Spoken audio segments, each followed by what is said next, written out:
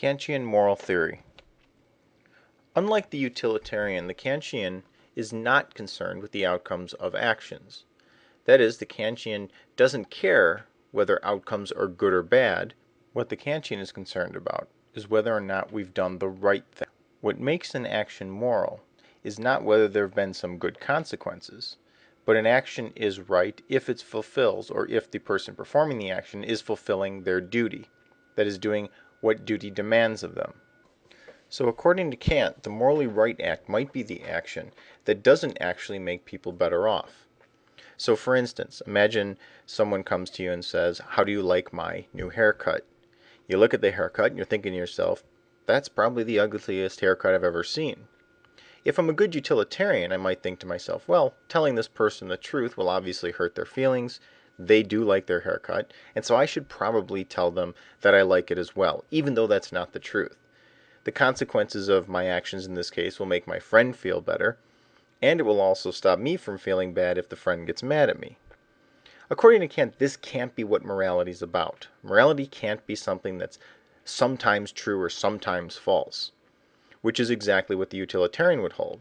The utilitarian would hold that, well, lying is sometimes morally wrong, and other times it's not morally wrong. And Kant found this unacceptable. Kant said that if something's moral, it's always moral. Moral rules are absolute. For Kant, then, morality consists of imperatives or commands that hold absolutely. Kant distinguishes between two types of imperatives. The first type of imperative is what he refers to as a hypothetical imperative. Hypothetical imperatives are not moral. They're not moral commands, because a hypothetical imperative requires that we desire some outcome. So, for example, if you want to go to law school, then you ought to take the LSAT. A statement like that is in fact a command. It says, if you want something, then you're going to do this. But for Kant, it's only a contingent sort of command. In other words, you have to want to go to law school before that command applies to you. If you don't want to go to law school, then there's no reason for you to follow the command. This is what the utilitarian is essentially saying, says Kant. Kant believes that the utilitarian is saying that if you desire some good outcome, then you're going to do some action X. But that can't be what morality is about. Morality has to be a different sort of imperative. So for Kant, the categorical imperative, or categorical imperatives, say something like, do X. So I can view a hypothetical imperative as saying, if you desire Y, then you ought to do X.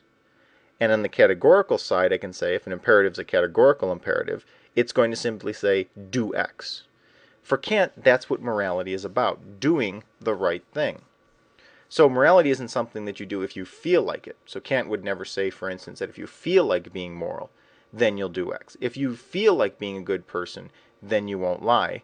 For Kant, that's not morality at all. Morality says something like, don't lie, don't cheat, don't steal, and so forth. If morality consists of commands, then Kant needs to tell us which commands we are to follow. Kant refers to these commands as rules or maxims. How do we determine the moral maxims that we're supposed to follow? According to Kant, we derive our maxims by applying one of the two formulations of the categorical imperative. The first formulation of the categorical imperative states the following: act only on that maxim which you can will to be a universal law. What this first formulation of the categorical imperative essentially says is, whenever I'm about to take a particular act, or do a particular action, I should say, I have to ask myself, would it be all right if everyone did exactly the same action in situations like this one?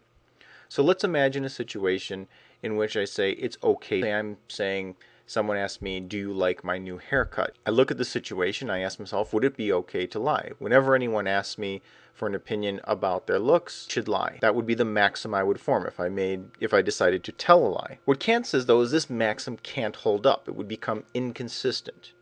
I couldn't will it to become a universal law, because if everyone lied whenever they were asked an opinion about someone's haircut, for example, then no one would ever be able to trust the truthfulness of statements about my personal appearance, for example. As the reading pack states, Kant says there's only one categorical imperative, although he believes that this categorical can be formulated in three different ways. We've already discussed the first formulation, and we will be discussing briefly the second formulation of the categorical imperative. The second categorical imperative, or the second formulation of the categorical imperative, states the following: always act so as to treat humanity, either yourself or others, always as an end and never as a means. So what exactly does Kant mean by this? Well, first of all, you might be a little confused in thinking that the first categorical imperative sounds anything like the second formulation of the categorical imperative. Many philosophers believe that Kant actually has two separate categoricals here, although he does make a connection in his writing between the two and show why both, in fact, are essentially stating the same thing. But focusing again now on the second formulation of the categorical imperative, what do we mean by treating someone as an end and not just as a means? Well, essentially what Kant means here is that we should treat people as rational beings, with respect or dignity. So we do something wrong when we fail to recognize people as autonomous agents, capable of making their own decisions and deciding how their life should go. For example, imagine that I pretend to be your friend because I know if I do that, I'll be able to get a ride to school. So for several weeks I go on pretending to be your friend, and in return, as you're a good friend, you give me a ride to campus. What Kant would say about this, or the wrongness of this action, is not really anything about its universalizability, although there will be some problems with that as well. But what Kant says, another way of looking at a situation like that, is that I've engaged in a form of deception. I've pretended to be your friend solely for the purpose of getting a ride to school. So I've been using you for you, or using you as a means of transportation. What Kant's going to say is that I've violated the second formulation of the categorical imperative. I didn't look at you as a human being, as a rational being, or simply as a friend. I deceived you in some way in order to get what I actually wanted from you. In that way, I violate the categorical imperative. Now, embedded in this second formulation of the categorical imperative is this notion of rationality.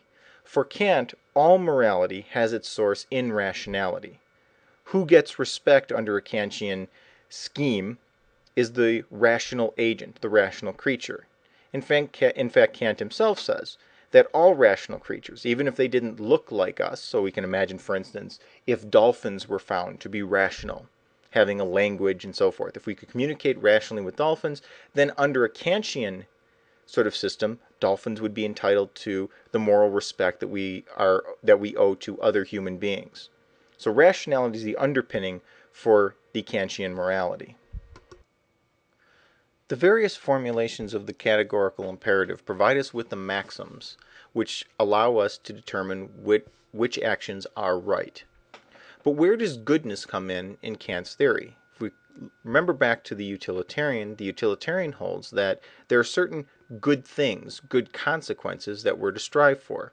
The Kantian theory, on the other hand, doesn't recognize, or doesn't seem to recognize at least, outcomes or goodness. So what role does good play in Kant's theory? Well, the notion of good for Kant is not something that comes from the external world. So there are no good consequences or good things in the world. There's only a good will. So for Kant, again, morality comes back to us. For Kant, the only intrinsically good thing is a good will. Well, what does he mean by an intrinsic good or a good will? How is a will supposed to will rightly? Well, of course, it's the will that wills in line with the categorical imperative, or as Kant says, out of a sense of duty. Now, it may seem odd to think that only a good will can be good, that there's no such thing as goods in the world. But if we think about this, this really does make sense. Take anything that you consider to be good and ask yourself, is this good in and of itself, or is it good because it's tied with something else? So for instance, I might say knowledge is good. Most of you listening to this, all of you I would assume, are going to school, taking classes, learning things. Is knowledge good in and of itself? Well, clearly the answer is no. Knowledge can be used for good or evil. It depends on the person actually using the knowledge. So physics can be good to study because from physics we might get things like nuclear power, or we might get the X-ray machine. At the same time, physics also gives us the atomic bomb. So what we use the knowledge, or how we use the knowledge, is going to be important. So knowledge itself is sort of neutral, morally speaking. It's only when that knowledge is tied to a good will that it becomes good. So as was mentioned previously, an action is right, according to Kant, only when it's done from or done for the sake of duty. So are all actions that are in line with duty good actions or right actions? Well, Kant has a very interesting take on this. When Kant says an action is right only when it's done from a sense of duty, he literally means a sense of duty that the individual has. So let's say I'm walking down the street and someone comes up and asks me for some money so they can buy some food. If I look at that situation and I say to myself, I feel sorry for this individual. I think I'm going to reach in my pocket, I'll give them some money. If that's the reason why I give the money, then I haven't actually done a moral act, says Kant. It's true that my action is in accordance with duty. In other words, duty may demand that I give to someone who's hungry on the street. But the action itself wasn't done from a sense of duty. I didn't think to myself, here's someone in need. What's my moral obligation? My moral obligation is to help those in need, and so I'm going to take this money out of my pocket and give it to this individual. For Kant, in order for it to be moral, I have to literally think, is this my moral duty? For Kant, there are two distinct types of duties. The first type of duty is a perfect duty. For Kant, a perfect duty is a duty I always must perform. So I must always tell the truth on a Kantian account. Truth-telling is mandatory. I don't have a choice of telling the truth sometimes and sometimes not telling the truth. On the other hand, Kant also recognizes imperfect duties. Some of the duties commanded by the categorical imperative, or that are derived from the categorical imperative, require me, for instance, to help others. Well, clearly I can't have an absolute or a perfect duty to help others all the time. What Kant says is that we have only an imperfect duty to do certain things. So, for instance, I may have a general obligation to give to the poor, but I get to choose when I give and to whom I give. That's an imperfect duty. While Kantian theory has much to recommend it, it is not without its problems. One of the first problems we run into in the Kantian moral approach deals with the conflict of duties. Essentially, what this objection to Kantian theory goes as follows. What do I do when two absolute moral rules conflict? Remember, for Kant, if I have a perfect duty to do something, such as telling the truth, there's never an exception to that duty. I must always tell the truth. So imagine the following case. During World War II in Holland, Dutch fishermen would often aid Jewish refugees, smuggle them out of Holland on their fishing boats. Imagine now a situation in which a good Kantian Dutch fisherman is taking some Jews out of Holland in the hull of his boat. He's stopped by a Nazi patrol boat, and the captain of the patrol boat says to him, "Are you carrying any contraband, any illegal substances or persons on your boat?"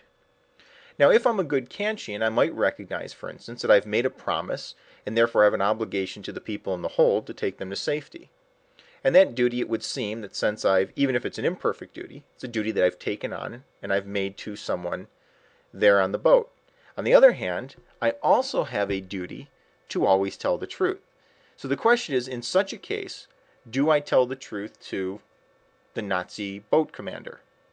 This poses a problem for the Kantian, because Kant never really tells us what we do in situations where these absolute moral rules, these duties, conflict. What am I supposed to do? It's not clear on a Kantian approach. A second problem with the Kantian moral theory is the formulation of maxims. Remember, when we talk about the categorical imperative, we're supposed to do the following. We are to look at an action we propose to take, like lying to someone, and ask ourselves, could this become a universal law that all people would follow? So let me give another example. Imagine I've decided that I want to steal something. Well, the one way to formulate a maxim is that, okay, the action I'm about to take is stealing. Can I universalize this? Well, if I made it a universal law that everyone could steal, then there would be no property, because clearly, if everyone can take whatever they want from everyone else. There's no such thing as stealing. Remember, this is now a universal moral law that everyone must take this action. And therefore, my initial act of wanting to steal would be impossible because no one owns anything. So the only way you get stealing is if somebody owns something. In that sort of case, it seems fairly straightforward. Stealing is always wrong. But now imagine another situation. Imagine I say that people named Mark are allowed to steal pens from a office supply store at 8:17 p.m. on a Thursday night. Could I make this a universal rule? Could I derive a universal maxim? Well, it seems that there would be nothing in Kant's formulation that would not allow me to do that. So I, for instance, could create a maxim that would allow one instance of stealing or a single instance of lying if I made the maxim specific enough. Now, it's clear Kant didn't have this in mind, but it's still a problem with his theory because he never clearly tells us how we're supposed to formulate these maxims when we apply the categorical imperative to our actions. Finally, the dependence on rationality also poses a problem for Kantian theory. When I say that it's rational agents that matter, when I owe, for instance, respect, or I should only not treat people as a means but as an end only, it means I'm respecting their rationality. Well, what do we then say about those who might not be quite so rational? Newborn babies, for instance, may be potentially rational, but they're not actually rational. The mentally ill or the severely mentally handicapped may also not be rational in the sort of Kantian sense. So what happens to those individuals on a Kantian theory? It's not clear what Kant is going to say about them. Those who are not rational don't have the ability to take autonomous action, and therefore it seems, at least prima facie, at first glance, that they don't have the same sort of moral standing as the rest of us. Now, for some that may not be troubling, but for others, I think, we're going to look at this and say, there must be something more, there must be something we're missing outside of mere rationality. Human beings maybe have some sort of value that doesn't depend just on their being rational in this sort of Kantian sense. So this too poses a problem for Kantian moral theory.